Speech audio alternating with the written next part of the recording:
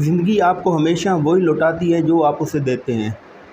ایک دفعہ ایک فقیر تھا، وہ پیسے مانگ کر گزارا کرتا تھا اور اس کی زندگی گزر رہی تھی۔ کبھی ایک گاؤں کبھی دوسرے گاؤں وہ ایسے پیسے مانگتا تھا اور پھر کھانے پینے کے لیے یا پہننے کے لیے اس کا گزارا ہو جاتا تھا۔ پھر اسے ایک دن ایسے ہی خیال آیا دل میں کہ آج دیکھیں میں یہ کب تک ایسے مانگ کے کھاؤں گا یا اس طرح مانگتا رہوں گا، آخر اللہ نے میرے ساتھ ہی ایسا کیوں کیا ہے؟ اللہ تعالیٰ نے مجھے کیوں نہیں اتنا پیسہ دیا کہ مجھے منہا مانگنا پڑے؟ یا وہ بے سکون ہو گیا، وہ سکون کی تلاش میں ادھر ادھر بھٹکا۔ اسے کسی نے مشورہ دیا کہ آپ دوسرے گاؤں چلے جائیں، وہاں سکرات ہے، اس سے جا کے مشورہ کریں۔ وہ جو فقیر تھا وہ وہاں سے سکرات کی طرف چلا گیا اس کے پاس، اور اس کے پاس پہنچ کے سوال کرنا شروع کر دیے۔ پہلے تو وہاں کافی رش لگا ہوا تھا، لوگ بیٹھے تھے۔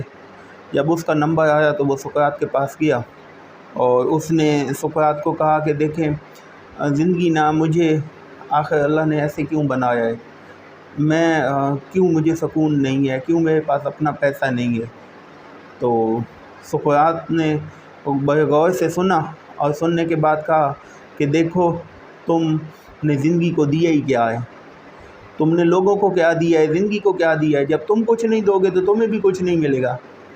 اس سے غصہ بھی آیا، وہ کہتا ہے بھئی میں الٹا آپ سے سکون کی تلاش میں اور اس گائیڈنس کے لیے آیا تھا، آپ الٹا میرا مذاق بنا رہے ہیں۔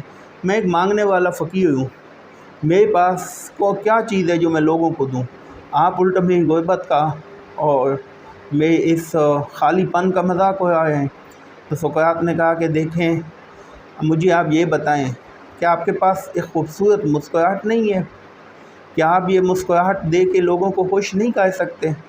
کیا اپنی مسکراہٹ صدقہ ہے مسکرانا؟ آپ اس مسکراہٹ کے ساتھ لوگوں سے ملیں گے، انہیں خوش کریں گے، تو یہ بھی ان کو کچھ دینا ہے۔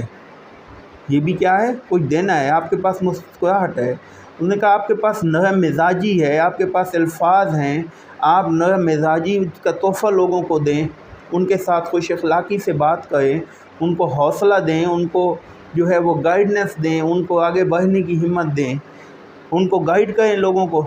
اپنے اس دو خصوصیات تو آپ کے پاس یہ ہو گئی کہ آپ کے پاس خوبصورت مسکراہٹ ہے اور آپ کے پاس نرم مزاجی ہے۔ تو آپ کہتے ہو میرے پاس کچھ نہیں ہے۔ اچھا، اس کے بعد انہوں نے کہا کہ آپ کو اللہ نے آنکھیں دی ہیں، آپ ان آنکھوں کا صحیح استعمال کرو، اللہ کے راستے میں استعمال کرو، نیکیوں کی طرف استعمال کرو، اس سے قرآن پاک پڑھو، اس سے اچھی چیزیں دیکھو۔ اللہ نے آپ کو یہ نعمت دی ہے، اس آنکھوں سے چلیں، آنکھوں سے جائیں، آپ جا کے کوئی کام تلاش کریں، کوئی ڈھونڈیں۔ تو یہ آپ کے پاس تیسری نعمت ہے، آپ کے پاس یہ۔ چوتھا، آپ کے پاس صحت ہے، ہاتھ ہے، ساری چیزیں ہیں، آپ ان سے کما سکتے ہو، کام کر سکتے ہو ان ہاتھوں سے۔ کوئی بھی کام شروع کر دیں، محنت مزدوری شروع کر دیں۔ آپ کے پاس اللہ نے آپ کو ذہن دیا ہے۔ اتنی چیزیں ہونے کے باوجود تم صرف مانگنے پہ کیے ہوئے ہو، صرف مانگتے رہتے ہو، تو پھر تمہیں اللہ کیسے دے گا؟ جب تمہارے پاس دیکھیں، انہوں نے کہا یہ چار چیزیں ہر انسان کے اندر تقریباً مین ہیں، اس کی مسکراہٹ، نرم مزاجی، اس کے ہاتھ پاؤں، آنکھیں، اس کا وجود۔ اللہ نے دماغ دیا ہے، اس دماغ کو کسی اچھے کام میں لگائیں اور اس سے جو ہے وہ حاصل کریں۔ جب یہ چیزیں ہونے کے باوجود بندہ کہے کہ میرے پاس کچھ نہیں ہے یا میں کچھ کر نہیں سکتا یا اللہ نے میرے ساتھ ایسا کیوں کیا ہے، تو یہ تو پھر جو ہے وہ تو ناشکری ہو گئی صرف اور صرف۔ تو اس نے اسے مشورہ دیا کہ آپ جائیں، اگر سکون چاہتے ہیں کہ اللہ آپ کو عطا کرے تو اللہ کی مخلوق کو دینا شروع کرو، خدمت خلق شروع کر دو۔